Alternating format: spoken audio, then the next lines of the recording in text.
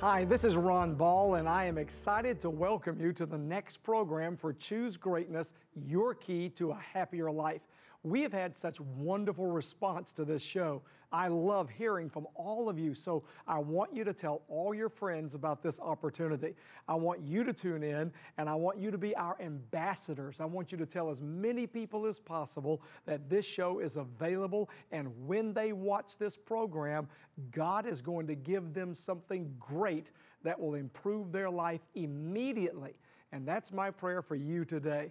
I know that you want a better life, you want a greater life, you want a bigger life, and God has a great plan to make that happen. And you're going to discover principles that will explode your life in an exciting direction. So, are you ready to choose greatness? Well, today I have someone who's going to help you do that. I have a wonderful friend whom I've known for many, many years, who, when I first met him, blew me away. And I know that's an easy thing to say, but this gentleman, this individual, has a remarkable ability to touch your heart. He is a man of God, a man who loves people, and a man with an extraordinary life ministry, a man with a great example. And so I want to welcome Wintley Phipps to our show today. Wintley, God bless you. I'm so glad you're here. Too, and the first time I met Wintley, he sang in a program where I was speaking, and after he sang, I don't think anybody wanted to stay and hear me speak. So, Wintley, God bless you. And I know we have a lot to talk about, and we have other shows that we want you to come and make an appearance on. But today, I want all of our viewers just to get to know you, because many of them have heard you on TBN before, and they've been impacted by the power of your voice and your ministry, but maybe they don't know you as well. So I want them to be introduced to who you are. So I want to begin by you just giving a quick biographical sketch of where you came from. I mean, how you came to the Lord. Give me some background. Yeah, well, I was born in Trinidad in the Caribbean, and I was born to a troubled home. And I used to get away from my parents' troubles. I had a little red tricycle. And I'd go in the backyard of my house and turn the tricycle on its side and use one of the backside wheels as a steering wheel. And I would sit there for hours with my eyes closed, and I would dream. Oh, my. And I would dream that I was flying to faraway places in the world and meeting important people when I was 5 and 6 years old. When we moved at the age of 10 years old, we moved, of all places, to Montreal, Canada. What a contrast. Yes. Did you freeze? Yes, I tell people I went from palm trees to ice. And for those who can't figure that out, that's the equivalent of Jamaican bobsled. You know what I mean?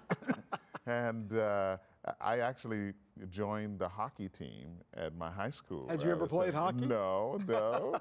And so they made me goalie because you don't have to skate far, you know? But during the 60s, really, I was looking at all of the heroes in the entertainment business. So, you know, you had Motown, you had the Supremes, you had the Temptations. I used to do all of the voices of the Temptations by myself, you know what I mean? But my real hero at the time was Sly Stone. Oh, I remember it. Yes, I remember. Yes. Thank you for letting me be myself, you know. But I was 15 years old, and I met Sly, and he was stoned, and I said, no, something's wrong with this picture. My hero is incoherent, you know. And how did you meet him? How did that happen? Oh, my goodness. I heard he was coming to do a concert in Montreal, and I just had to meet this hero of mine. Yeah, I'm 15 years old, and this man is on top of the world. And so I called down to the forum where he was performing. And in those days, my voice actually changed when I was about 14 and a half years old. I've been sounding like this since 15 years old. My goodness. So I picked up the phone and I said, hello, I'd like to get some tickets for the concert. They said, it's all sold out. And then I hung up. I said, oh, no, I've got to get to this concert. So I called back. I said, my name is Mr. Kenton from New York. I'm a reporter, and I'd like to cover the Sly Stone concert. Would you make arrangements for me? But this is back in the, the 60s, so it was a lot a lot easier to get A lot those more things flexible, done. yeah. And so the gentleman said, sure, we'll work it out. And so I showed up the night of the concert with a friend of mine with a Polaroid camera hanging around my neck, trying to Now, some of our younger viewers don't know what a Polaroid is. trying to impersonate a reporter. And the gentleman looked at me, and I think he read the whole situation. He said, I've got 2 dressing rooms for you. And he took us to 2 different dressing rooms. And I'm nervous the whole time. They're going to arrest us. We're going to be found out.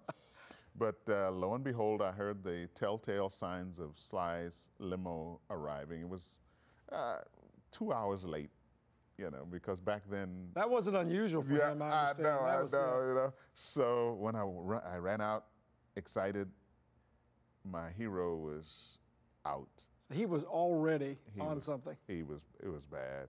And they took him actually to the shower stall of the hockey team and put water on him. And that's when I realized that just because you're on top of the world with fame and fortune and women and all that other stuff, that's not necessarily a great life. That's when it dawned on me. In that moment, I said, you know what? I don't think that's the path I want to go. And it was after then I began looking for other models, other opportunities. I've got to tell you though, my hero at the time, after Sly Stone, I was looking for another musical hero. I've been married 41 years, and for my 34th wedding anniversary, I said to my wife, when I was 15, I didn't have any voice teachers, but I found my voice teacher on the radio.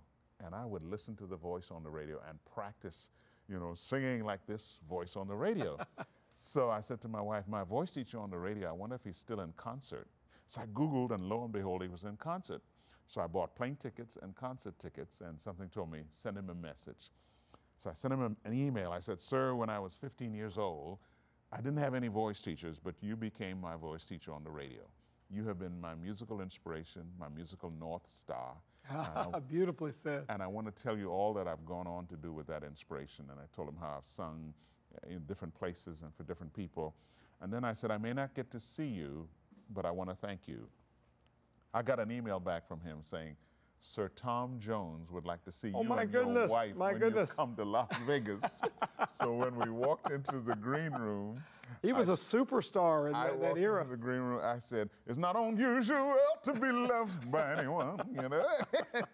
He smiled, but again, even I realized just because you have everything the world has to offer, that's not necessarily the greatest life you could live. And that's when I was 16 years old. I met the Lord, and how did that happen? I know everybody wants to know this. Well, so how did you find Jesus in your heart? I actually was blessed to be around some young Christian kids who love the Lord, and there's nothing more contagious. Oh, beautiful word. There's nothing that draws you to a place of surrender and humility, like seeing young people. And when you think about it, all of the major heroes in the Bible, when the Lord found them, they were teenagers. They were very young people, because there's something infectious about it. And so I was around these young Christian people, and I could tell they had something that I wanted. And I was able to go to school, to this Christian school that they attended, but I wasn't ready for all the different rules and regulations. I didn't realize, coming from the Sly Stone dream, here I am at a Christian school back in the 60s, lights out at 10 o'clock, you can't hold hands with girls on campus. Not what you were expecting. No. And I went to the Dean of Men. I said, I can't take this. I'm leaving this school. And he said to me, is that what you really want to do? I said, absolutely. And then he said to me, why don't you do for once not what you want to do, but what God wants you to do. That hit me like a ton of bricks. And I went home. I went up to my room, actually, in the dorm, and I got on my knees, and I prayed really for the first time in my life that I ever remember sincerely praying. And I said, God, whatever you want me to do, I'll do. I said, if you want me to be a garbage man, and the only music I'll ever know is whistling hymns on the back of a garbage truck, that's fine with me. And then I said, God, you know, I'd like to travel and use my talents for you. And if that's your will for me, open the doors, let me see in some way. Now, were you already singing as a teenager? Yeah. Remember, I was practicing to be like Tom Jones. I mean, singing in front of people. Were you already performing? Yes, I was doing a little bit of that. And well, after I prayed that prayer, a day went by and a couple of men came to me and said, are you Wintley Phipps? I said, yes. They said, we've been hearing about you, and we want you to travel and do singing evangelism with us. And I'm shocked. I'm in a daze because after you had prayed that prayer, it'll blow your mind. When you pray a prayer and then you see the exact answer come to that prayer, it never leaves you. Most people could probably remember the first prayer they remember praying that was answered, because that's powerful. It's just one of those seminal moments. You have brought up a subject that I think is very, very important for all our viewers, and I want everyone to focus on this just for a moment. Wintley mentioned heroes, mentors, examples, and how the right example or the wrong example can have a powerful influence on a young man's life. Absolutely. So I want to encourage those of you watching, those of you with children still at home, and many of you watch who have kids who aren't grown up yet, and you're praying for them and you love them and you want a great life for your children. Well, remember what you just heard, that the right example is very powerful. And the peer group, the people who surround your children, have an enormous influence on them, and the people they watch and listen, entertainers, celebrities. I talked to a person just recently, and I don't mention public names that often on this program, but this was a particular entertainer who had had a great impact on this young girl. The entertainer is Katy Perry, and she sang a song that glorified premarital sex. And here was this 15-year-old girl, because Katy Perry was her hero. She's thinking, should I do that? Now, thankfully, her mother realized what was going on, and I spoke to them, and the girl had a great Christian youth group, and she got some help. But you're illustrating how powerful example is, influence. And those friends around you, they reached you. And so I think you would encourage all the people watching to have their kids with great Christian youth groups and in great environments. Yes, and you know, not all heroes are the ones you meet. You know, there are people we look up to, and I hate to use the word idolize, but there are people that we look up to whom we've never met, and they have a profound influence on our hopes, our dreams, our direction, and yes, how we live our lives. You know, for example, one of my heroes, I love history, as you know, and one of we've had some good talks. Yeah. And one of my heroes of history was Sir Winston Churchill. You know, it was amazing to me that this one man, in a very critical hour of Earth's history, could marshal the positive words and the power to rally a nation in a very critical hour to take on the most powerful army of its time. And but to show you how much of an inspiration this man that I've never met was to me, I think it was May 8, 1995, about 8 o'clock in the morning, I was standing over the grave of Sir Winston Churchill. I've done that. It's very powerful. Yeah. I mean, it was actually 50 years after VE, the World Victory in Europe Day, and it was the 50th anniversary. And I remember standing there, and there were floral tributes that had been left at his grave from freedom fighters, or by freedom fighters from Greece and Norway and France, who 50 years later 50 years later, could not forget what this one man meant to the world and to freedom's cause during a difficult hour. That's a multi-generational impact. Absolutely. And I remember there was one tribute that I keyed in on. It was a handwritten tribute, obviously by an American, because it was on a single sheet of paper with an American flag up in the corner. I didn't disturb it, but I read it. And this man left a note. I mean, this man left a note thanking Sir Winston Churchill for what he meant to the world.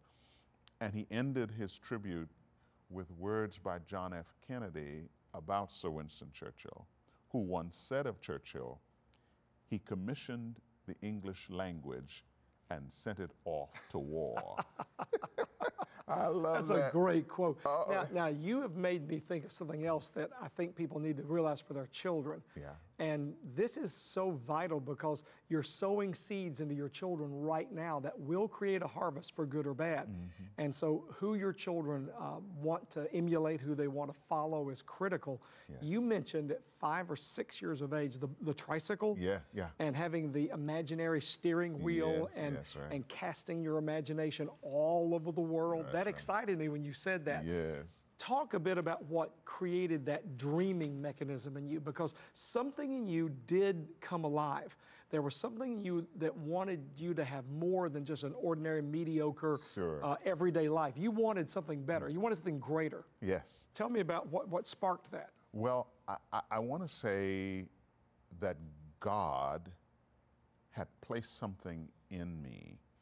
And let me explain why.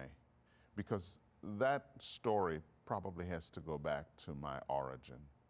I had an aunt who came by to see me recently, and she was walking around the house looking at all of the magazine articles about me and the pictures with famous people and presidents of the United States. I've been blessed to actually sit with the last 6 presidents of the United States, and she's looking at this and seeing where God has taken me, and she said, I want to tell you something.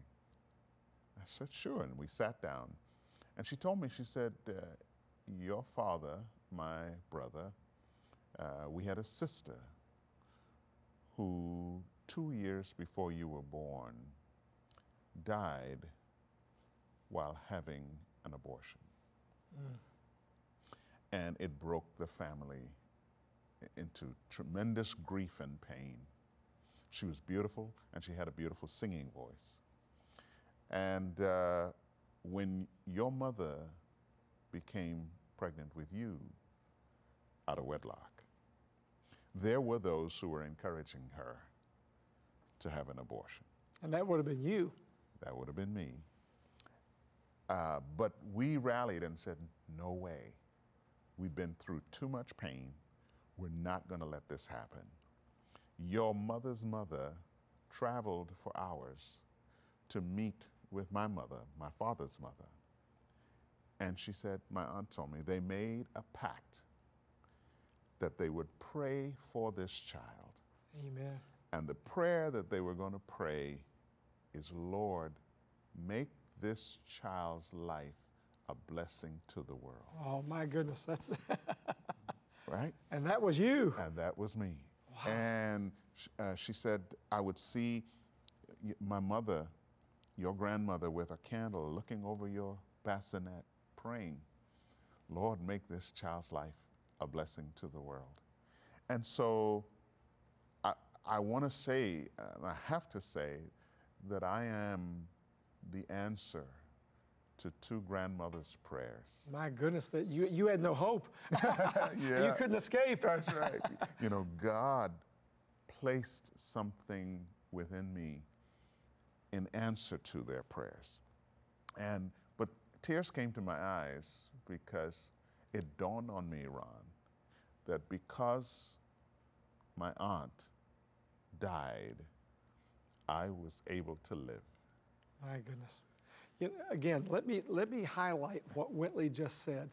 I know you pray for your children. I know you ask God to guide your sons and daughters. That little boy, that little girl who's not so little anymore, when they were born, you had hopes and dreams and aspirations for that child, and you wanted that child to love Jesus. Well, look at the power of specific prayer. Yeah. Because these were targeted prayers, weren't they? They were targeted Absolutely. at you in your mother's womb. Yeah, that's right. And God executed or fulfilled that purpose and that plan in your life. Now, I know that God has used you to reach millions of people. I've been with you dozens and dozens of times at multiple events, sometimes with thousands of people in attendance, and God has used you remarkably. But it all started with prayer. So what I want you to do, if you're a grandmother, if you're a relative, if you're a mom or a dad, really pray for your children. Learn this lesson. This is vital. I had a man tell me not that long ago that his son is a football player at Auburn University in Alabama. I think he's on the offensive line. Big guy. He would tower over us. But that young man, in fact, I met him. I met the football player, and he told me a story about his father, and you just made me think of this. This is amazing. He said when he went away to Auburn University, there was such a culture of partying and drinking and carousing and sexual looseness. He said that he came from a very sheltered Christian home, went to a Christian school, and he was slammed by this. He was overwhelmed by this, and he was pulled with tremendous temptation to violate what God had called him to do. And he told me this. I mean, I didn't hear this, but he told me this to my face. He said, "Do you know what kept me on God's track? What kept me pure as a young man, as a football player at Auburn University?"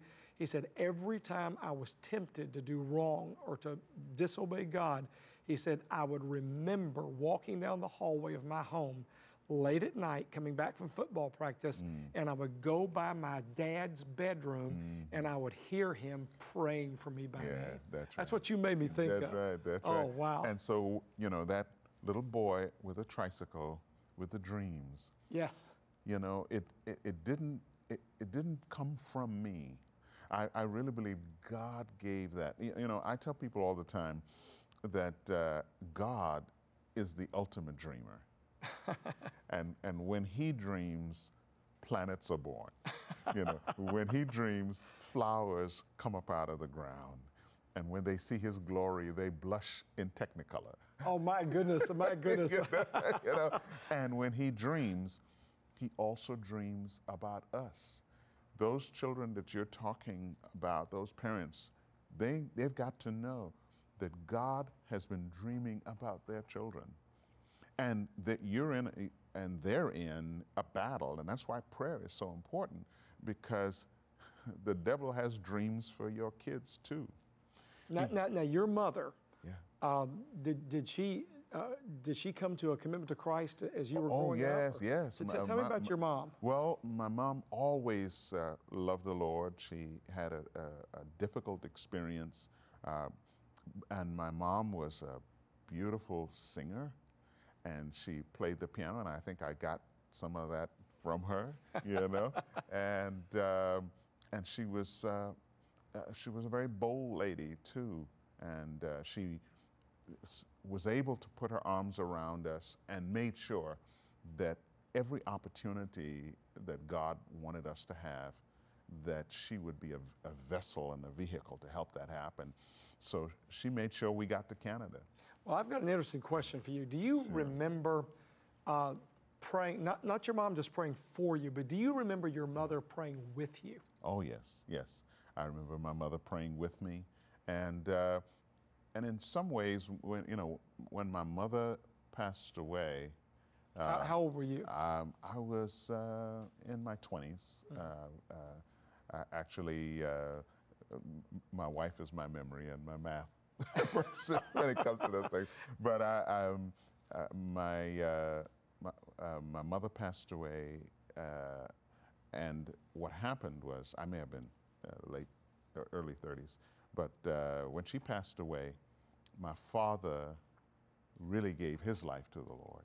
And I was telling somebody just the other day, sometimes it takes that to bring some people to sobriety and to coming to their senses. To wake up. To wake up, yeah.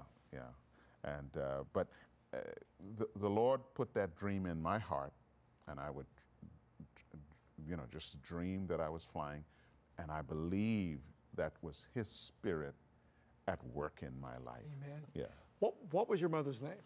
Elaine. Elaine. I should say, what is her name, because she's alive in heaven.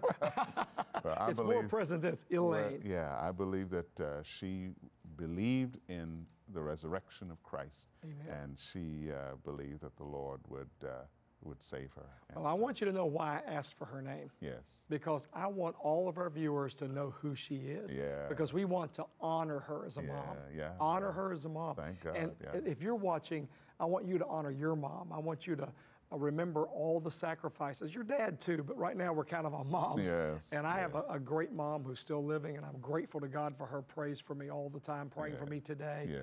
And I think that's a good reminder of the influence of a godly mother. Yes. And you always want to honor that. Yeah. Well, we've come to the conclusion of this show, and I want to thank Whitley for being with us. We have information on how to contact him on the screen. And if your church or your organization, he's a fantastic speaker as well as an amazing singer. My goodness, the complete package. Oh, you're And this man will bless your group, congregation, organization.